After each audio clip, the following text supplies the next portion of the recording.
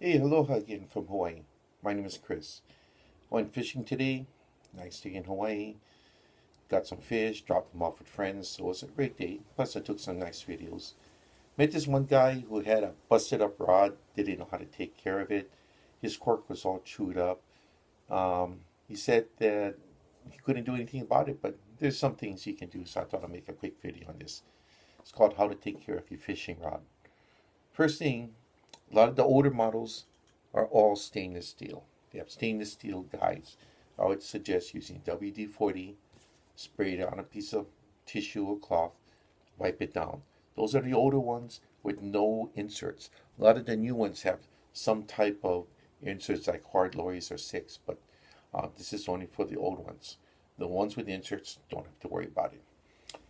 But the main problem is the cork. Now, why do we have cork handles on the fishing rods? In the old days, it used to be wood. Wood made the rod really, really heavy. I mean, really heavy. And you're over there holding on, it's wet sometimes. You'll slip out of your hand, which was kind of bad. But nowadays, when you buy a rod, they're super, super light because they have cork in it. Cork is is a very light material which is made out of the bark of trees that are indigenous to Europe and Africa. These are all mixed up. It's just like particle wood. They take it out of the bark of the trees and mix it up. They form it with a resin base and they form your handles. But his handle was all busted up because he never took care of it. Now, how do you take care of cork? Basically, you want to coat it. When you buy your rod, before this thing even hits the water, you want to coat this cork. The best thing to use is flex coat. Flex coat is how they make the handle. See this? All this stuff over here, the rod itself is has flex coat on it.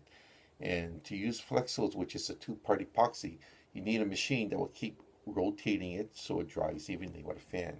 Now that stuff's expensive. It's like $50 for a two-part gallon mix. Not That's kind of expensive, and you need the machine too. But I found a way of doing it. Diamond Shine.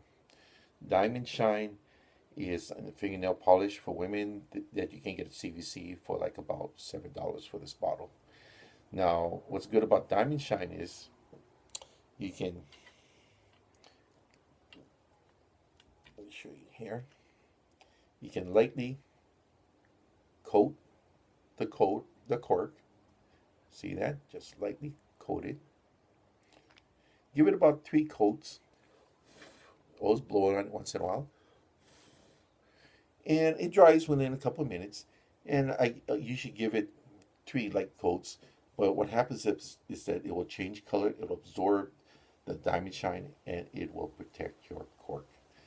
Now, cork has a tendency to chip, especially when it starts absorbing too much moisture. So you need to coat it. That is the number one thing you need to do with this. Now, regular cork like this is what you see in most poles.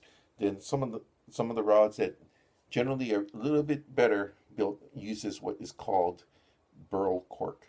Burl cork is usually a composite that's mixed with some type of other filler and with a color base. You notice how much darker the burl cork is compared to regular cork. Now, the burl cork is my favorite. It's usually in the higher end rods, like this one is the Fenwick HMG. The majority of the Fenwicks, the higher end ones, will have the burl cork, which I really like. Now, when you buy your rod, you have a choice. You can have one piece. One piece is the way to go because what happens, like this, see this one here's a two-piece.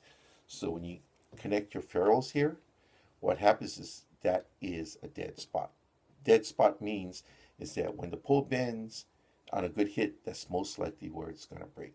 But nowadays, a lot of the companies are aware of that and they make the ferrules very special where it won't break. But the one piecers will have no dead spots. But the advantages to having a 2 or 3 piecer is that you can take it apart to go on a plane to your favorite area, throw it in the back of your car to take off for your favorite lake or stream.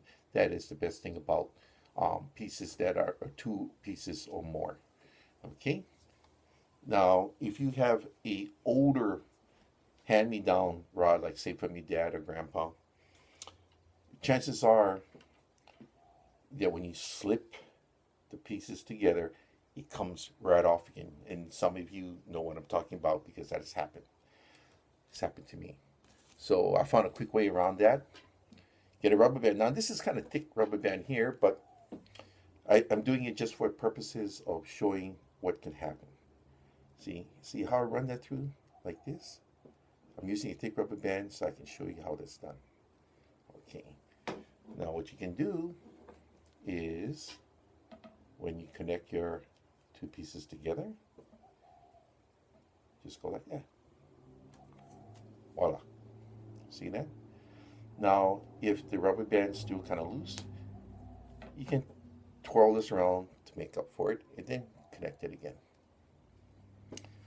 But when you nowadays don't have to do that. That's only with the older ones where the ferrules are so loose that it will come off. Now, one of the things that I would like to explain to people, which a lot of people are not aware of, is that everybody thinks you need to slip these two pieces together when the eyes are all lined up.